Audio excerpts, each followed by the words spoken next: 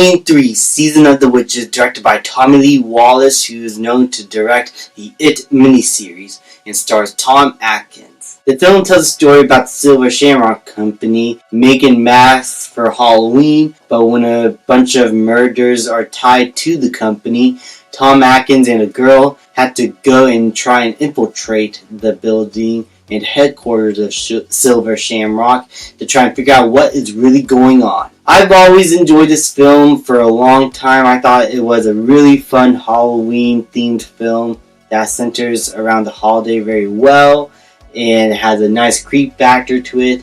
But back in the day, not a lot of people enjoyed it because it did not have Michael Myers.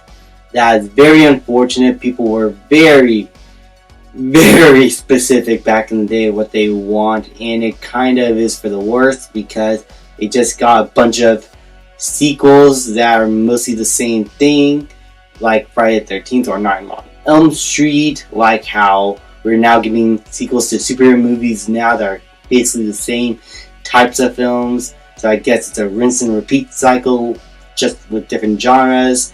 That's beside the point. The point is, not a lot of people enjoyed this movie back in the day, but now it has gained a cult following. A lot more people enjoy it. A lot more people watch it around this time of year. A lot more people are trying to tell people about this movie. And in my opinion, yeah, this movie is pretty fun. There's a nice little Halloween atmosphere to it that is not felt within the previous Halloween films with Michael Myers. That's the fact that the actual holiday is presented very well here and serves a purpose to the story. The villains want to bring Halloween back to its roots, to its dark roots, to pull a prank on the children with death looming all around the world. And they decided to use pieces of Stonehenge to put in their masks, and that will turn the kids' heads into bugs and snakes whenever they put it on. It is a weird concept, but there are numerous instances in the film where it actually worked pretty well. Like with this demonstration scene in which the kid and his parents are looking at TV and they're just going about their day within this company going on the tour. But the kid's heads turns into bugs and snakes, and it was actually pretty creepy, especially the John Carpenter soundtrack and how it builds the tension up. I thought that was really cool. Tom Atkins as a character here and his journey in this film is like not the best. It's sort of like your stereotypical 80s action hero with some of the worst aspects of an action hero. Like he's kind of an unlikable guy, but Tom Atkins is just really fun in the role, and you just really buy into his obsession of wanting to try and figure out what's going on at Silver Shamrock Company. The movie is also shot very well. The cinematography here, once again by Dean Cundey, is striking. The images on screen are scary and fearful. The entire look feels much more expensive than it is, like always, like in the previous two films. It's unfortunate that this is going to be Dean Cundey's last contribution to the Halloween franchise, as the rest of the films until 2018, I don't think we're able to look as good as what the previous three films were able to look like. Dean Cundey did an incredible job with these first three Halloween films, and I would have loved to have seen him contribute more throughout the rest of the franchise, but I understand he has more to do than just Halloween. But the cinematography here, as I said, is fantastic. The villain also in the film was really entertaining. The CEO of this company is like a playful Willy Wonka, but with a much darker edge to him. As he's trying to lighten up everyone, he's trying to play an act on how he's like the nicest guy here. He is happy of what everyone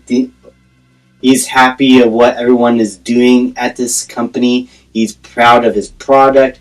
But what he really wants is to pull a prank on the kids. And when that side of him turns, he becomes very insidious, and you buy into him as a threat. I don't know the actor's name, but he does a really good job portraying this villain.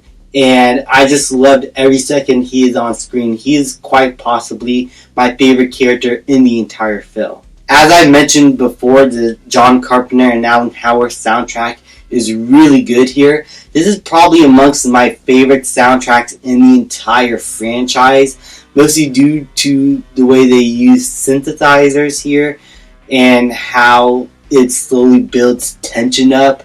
It's not like a booming soundtrack where there's like loud bangs here and there, or when the score just gets loud and everything. It's just a calm, nerving soundtrack that builds tension throughout, especially in scenes in which nothing's going on. You don't feel safe, and it creates an atmosphere to the film that is so creepy and intense, but I love it. It is one of my favorite soundtracks in the franchise. It worked very well here.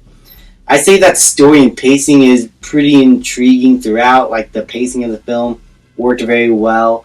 The story had a bit of mystery to it, and so it feels very different from the rest of the Halloween movies, as this is more of an investigation type of movie in which our characters are just trying to figure out clues, and those clues will lead them to what is really happening within this company. But unfortunately, this is where I'm going to get into my negatives, and that is that some of the effects here don't age all that well. There's a bit of a campiness to it that I do enjoy, but for real, some of the effects here don't work very well. But there are some good gore effects, I will say, with some of the kills, like the demonstration scene or the laser in the mouth scene. Like, there's some cool effects like that that are pretty cheesy and work very well in that regard. But there are some effects near the end that just don't work well, and they just come across as goofy, but not in the good way. Also, there are some scenes that do drag on a little bit long, and I wish that they would have trimmed it down to fix the pacing of it all. And that kind of halted the story, made it a little bit less intriguing at times. And everyone has already talked about this, but the age difference between the girl and Tom Atkins in this film just makes their intimate scenes together really weird, like uncomfortably weird. But aside from those problems, I have to say I had a really good time with Halloween 3 Season of the Witch. It is a weird movie. It is unconventional for the franchise. It is the outlier. It is the black sheep. But what makes it stand out. What makes it unique. The premise I really enjoy. The characters, for the most part, are fun.